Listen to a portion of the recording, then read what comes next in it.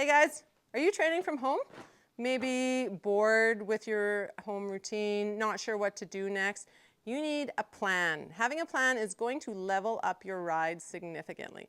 Come on, I'm going to show you how.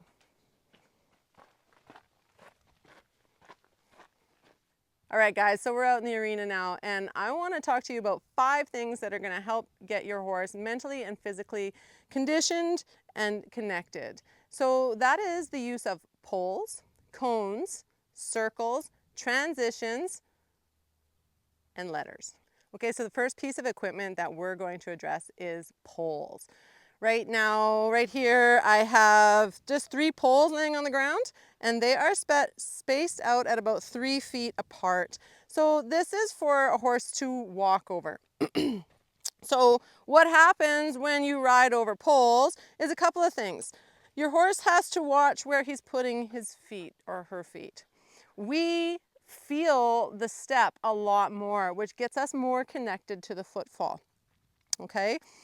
And also you're building different muscle, right? Like I see so many people out there and they're fiddling with their horse's head and trying to get them into a frame.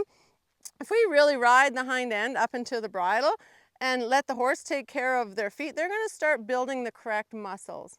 Okay, so poles are super helpful for that. So next on our list to help you plan a ride is cones. We don't have any cones, but we have these little guys. And they basically serve the same purpose, which is just a marker, right? So it's a marker as a focal point or as a point that you're going to do something. So whether it's a transition or a halt or a rein back or a circle, it's really great to have these physical markers in our environment so that they serve as reminders that we have to do something when we're riding by ourselves, right? It's different when we have a coach that says, okay, you know, do a downward transition or it's time to walk or something like that. But if you're riding by yourself, it's really easy to just get focused in a zone and get picking at your horse, not paying attention, not looking up. So cones and markers like this are really simple, easy way to get around that. Some cones here are putting in some markers.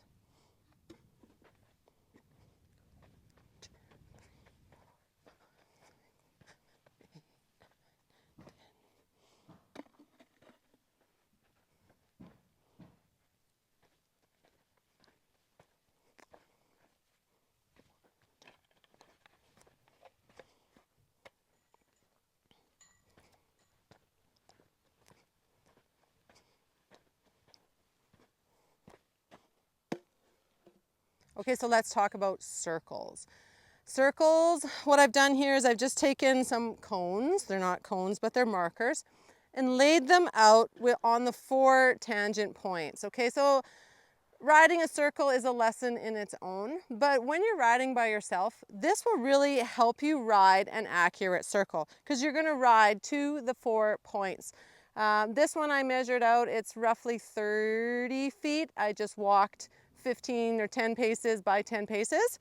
And yeah, it's really easy to incorporate a circle in walk, trot, canter, in multiple different sizes. This is great for a warm-up to just walk a circle and then change the rein, walk the other direction. You could even throw in little halts at each marker, okay?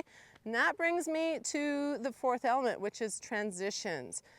Transitions are so good at engaging the horse's mind and body, and they really make us ride, right? A transition isn't just always, I'm gonna pull on its face and kick it in the belly to make it stop and go. A transition is more than that. We wanna make them like smooth and connected and balanced. So those are the things you wanna think about during your transitions. And transitions can be walk to trot, trot to walk, walk to halt. Halt to walk is a transition. Trot to canter, canter to trot. And this is wonderful in your warm-up to just work on something simple like walk to trot, or sorry, rather, halt to walk. You could do 5 halt to walk to halt transitions during your warm-up. Nice, quiet, and relaxed. And this gets your horse back and paying attention to you right off the hop. It's really easy, it's really simple. And you want to make sure that you have stop and go before you do anything more that day on your horse. All right. Okay, so I'm down here at A, and the letters on the wall are very much part of the traditional English riding school. And that's for a reason. One, it's a wonderful visual aid, right? So when we're riding, again, I see so many people looking down at their horse and trying to, like, I'm not even sure, they just get hypnotized and get focused on the horse. The horse does not want you hunting its head while you're on its back. You need to be looking up to where you are going. So the letters, just like the cones, give us a focal point of where we need to go next, and at that point, plan to do something, okay? So for this, for example here,